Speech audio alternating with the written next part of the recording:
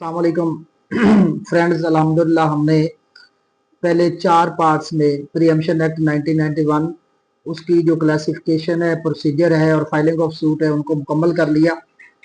अब जो है वो अब दोस्तों के लिए आने वाले दोस्तों के लिए जो प्रैक्टिस भी अभी नए हैं जिन्होंने प्रोसीजर को समझना है उनके लिए जो लाजमी तौर पे प्रोसीजरल सेक्शंस हैं और जो प्रोसीजर अडॉप्ट होना है उसकी बाबत में फैमिली कोड एक्ट 1964 की बाबत अब जो है वो अर्ज करूंगा। तो उसमें सबसे पहले मुस्लिम फैमिली लॉ ऑर्डिनेंस 1961 था।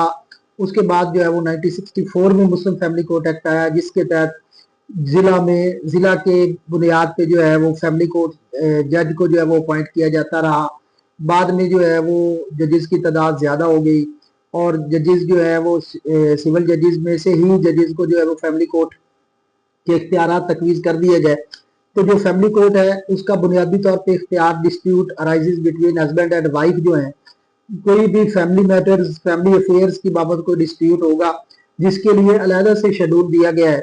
उस शेड्यूल में मेंटेनेंस है, डॉवर है, खुला है, उसके बाद जो है वो अपना other properties belonging to wife है।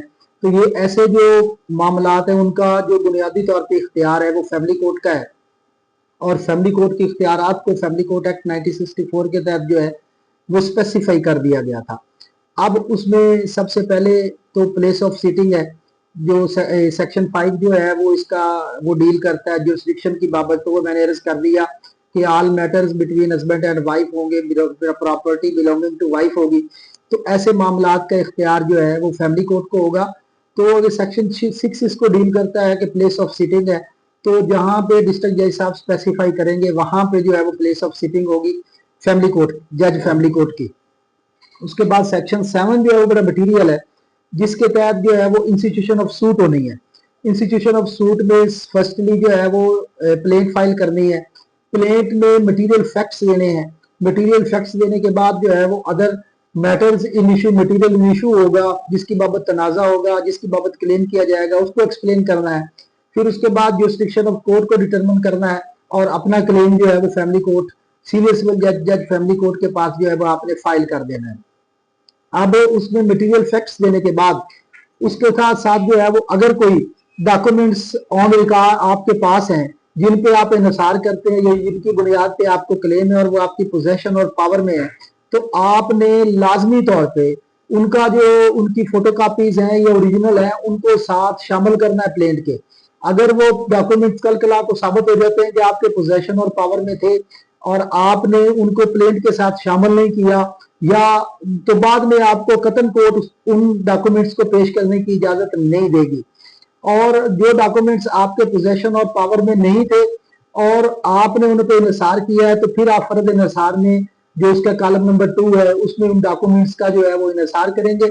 और साथ ही आपने जो है वो विटनेसेस लिस्ट ऑफ विटनेस दाखिल करनी है, जिसे सिविल में हम लिस्ट ऑफ विटनेस कहते हैं और फैमिली कोर्ट में हम उसको शेड्यूल गवाहान कहते हैं।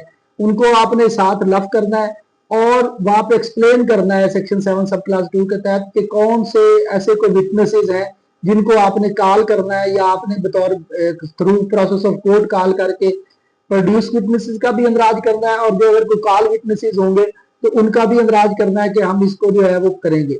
तो ये मटेरियल चीजें हैं और डॉक्यूमेंट्स की बाबत लाजमी तौर पे आपने ज़हन में रखना है कि कल कला को अगर आपने उनके डॉक्यूमेंट्स की फोटोकॉपी साथ लफ ना की जो आपके पोजेशन और पावर में थी और उनकी एग्जिस्टेंस जो है वो आपके पार्ट पे और नॉलेज जो आपके पार्ट पे एस्टेब्लिश हो जाता है, तो फर्दरली कोर्ट ने आपको जो है उसकी परमिशन नहीं देनी। उसके बाद फाइलिंग ऑफ सूट के बाद जो है वो आगे उनकी समनिंग ऑफ डिफेंडेंट का रिटन स्टेटमेंट का सारा प्रोसीजर शुरू होता है। उसमें इंशाल्लाह हम कल नेक्स्ट वीडियो में उसको मजीद जो है वो डिस्कस करेंगे। अस्सलाम वालेकुम।